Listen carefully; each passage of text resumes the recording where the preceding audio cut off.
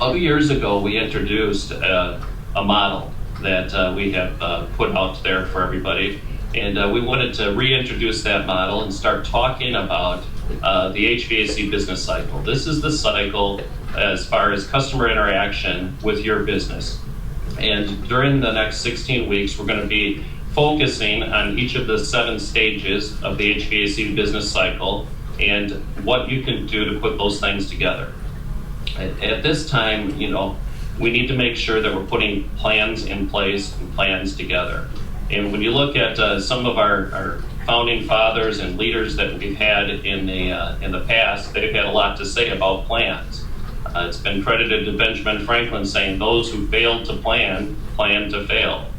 And Dwight D. Eisenhower, he said, "Plans are worthless, but the process of planning is indispensable." And George S. Patton has said, "A good plan violently executed now is better than a perfect plan next week." And so as we start to look at all of the different things that you're faced with, I will say take a breath, think about how you can interact with your customers, look at the processes that you currently have and figure out what you can automate, what can you do differently than you have in the past, and how can you address the concerns that your employees and your customers have. As we talk about having a customer for life, there is a lot of opportunity out there right now. There's a lot of customers that have contractors that have kind of hunkered down to the point of some of the other callers. There's opportunity for you to be able to expand your customer base. But once we go out and we provide the service and we solve the problem or the challenge for the customer, how do we lock that customer in for a lifetime? The number one thing that you can do as an HVAC contractor is over-deliver on the customer's expectations. And that consists of really 2 different things. One, first of all, whenever we are talking to the customer, whether it's your customer service rep, it's the service tech that's out there, it's the comfort advisor, it's the installers that are meeting with the customer, we need to make sure we do a good job of setting the appropriate expectations for the services or the products that we're going to be delivering. And so you want to make sure that you're delivering the appropriate products, but you're also setting the right expectation.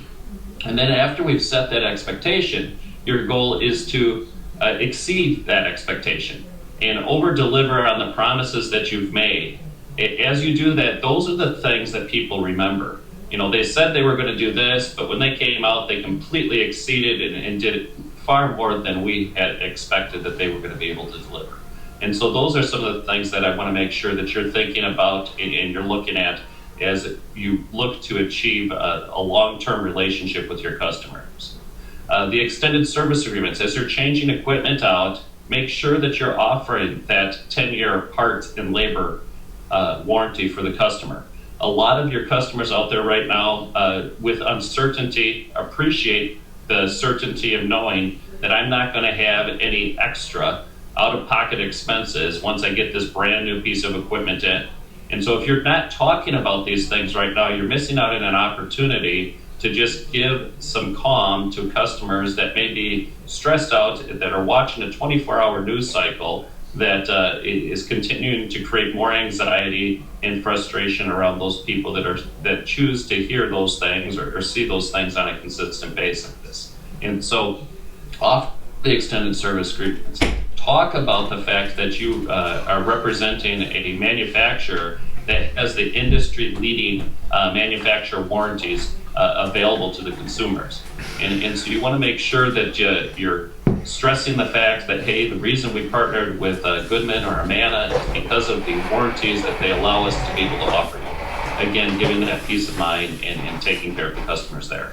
I can't stress enough to you, when you have a company page or a profile that's out there, or even a personal profile where you've invited all of your customers to be a part of it, you need to be aware of what it is that you're presenting and you're posting out there in social media, because customers are paying attention to that. And so make sure that for all of your employees and all of the people that work at your company and yourself, that you're self-policing and you're making sure that you're keeping things positive, you're sticking to the facts, and you're not getting drawn down into conversations that may take away from the value proposition that you offer as an HVAC contractor. at this time, we should be looking at ways that we can embrace technology to streamline the operations. And so what I would encourage everyone to do is take a look at all of your processes, procedures that you have. If you haven't done before in the past, go ahead and just start mapping them out. When somebody calls in, what's the next step? And then what's the next step? And what's the next step after that? What ways can we take technology and use that to streamline all of our processes and procedures in our business? Maybe once you write it out, you're going to look at it and you say, that's really an inefficient process. Maybe there's some things that we can do to change that and to make things more successful for us. Last but not least, make sure that you thank and encourage your people. Your people are the lifeblood of your organization, and I know that right now you may be stressed, you may have some frustrations with everything that's going on. Take a breath and take the time to thank your people and then encourage them. A lot of people are wondering, are the doors going to stay open? Am I going to get a paycheck? What's happening here? And just encourage them that we will continue to work through this. We're going to continue to, take things day by day. And that encouragement, that time that you take just to acknowledge them, to acknowledge some of the fears and concerns they have, is going to go a long way with helping you to be successful during these times.